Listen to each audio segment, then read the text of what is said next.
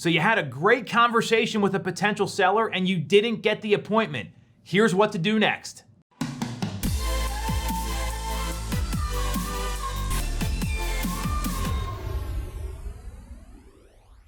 I'm sure this has happened to you before. You had a great conversation with a potential client, specifically a seller, and couldn't get the appointment. And then after that, you didn't know what to do next. And before we get into the hacks and the tactics here, here's what I know. All the money is in the follow-up. The average realtor only follows up 2.5 times, not even 3 times. All the sales conversion happens at 6+ attempts, and 66% of consumers would rather watch a video about a product or service than read about it. So knowing all that, what I've got for you are 6 different ways you can follow up with someone after you have a great conversation, because you gotta follow up if you wanna get that listing. You've got to follow up if you wanna get that appointment, and that's all you're going for here. And the sad fact about this is that most agents don't do anything. 1 or 2 calls, they're out, they're moving on to the next person because they're focused on the results, not the activities needed to get the results that you want.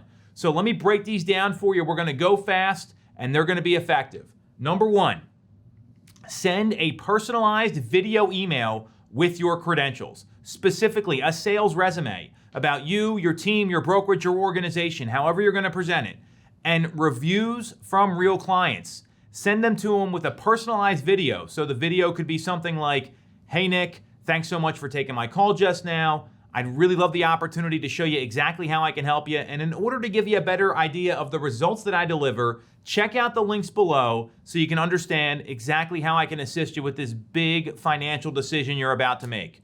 I'll make sure to follow up as planned and I'll go from there, right? Simple video, it's personalized. It's one-to-one sales. This is stuff that nobody does. You send out that video, use a service like BombBomb, something that's a great service to use. That's gonna go a long way. And then the key is you gotta call back and follow up when you say you will. So it's really a 2-part process. That's number 1.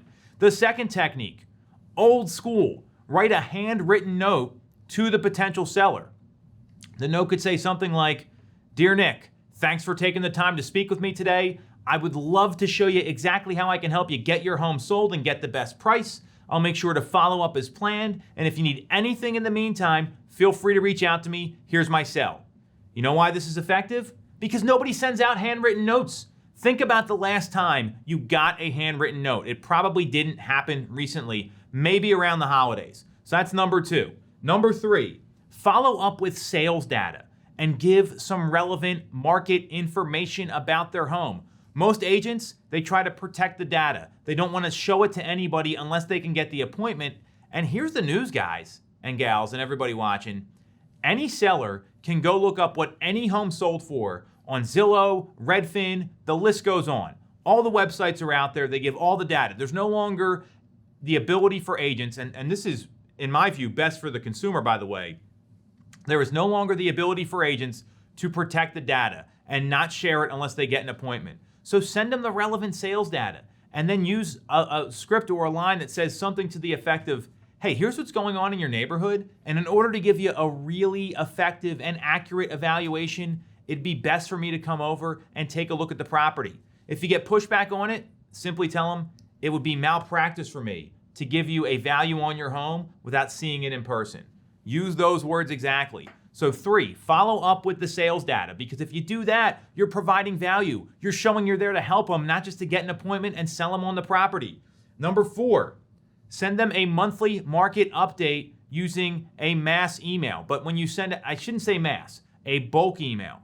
It's got to be a targeted list. So maybe your 10 to 15 to 25 hottest seller prospects, and go to our YouTube page. Check out our monthly market update. Here's what's happened with pricing. Here's what's happened with inventory, with pending sales. This is what it means for the market, and make it personalized but evergreen. So you come in with an intro that's something like, hey, it's Tom Toole here. I know we've been talking about maybe getting your home on the market in the next 6, 12, 18 months. So I wanted to let you know what's actually happening in the market now so you have better information to make a really well-informed decision.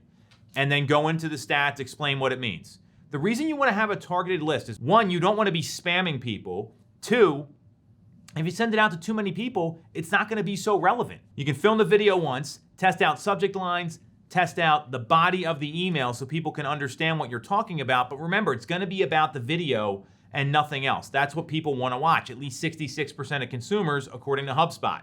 So that's number 4. Number 5, send out market updates regularly, meaning here's all the homes that are selling in your township, in your town, in your neighborhood. Send it on an automated system, use your CRM, use an IDX feed so that you're constantly sending relevant data, because that's what sellers care about. They want to know what their home's going to sell for, what it's worth. Even people not in a real estate decision-making phase want to find out what homes are selling for. It's human nature. It's going to happen all the time. So get that automated, because once you set it, you can forget it and then do your normal follow-ups as you normally would.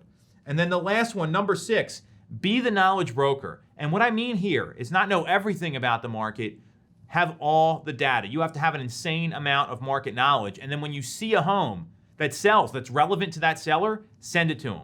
If there's some piece of news that's relevant to that seller, send it to them. Be the knowledge broker and share with them the headwinds in the market, news in real estate, and specific hyper-focused sales activity. It's got to be a one-off because you have to be looking at all this. So I just broke down a ton of stuff here. Here's the thing. This is all going to work if you actually take action. If you don't take action, you can know how to sell houses, you can know all the things to do, but action is what gets you more sales, period. So write this down, take notes. You got any questions, you know where to reach us, and we'll be back next week.